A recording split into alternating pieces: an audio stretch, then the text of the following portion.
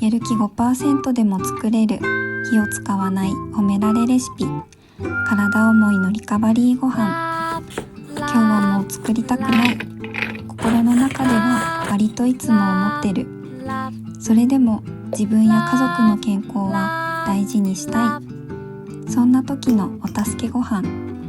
材料をどんどん合わせたら、あとはレンジにお任せ。具だくさんだからこの一皿でしっかり栄養も取れる。料理担当の皆さん、今日もお疲れ様です。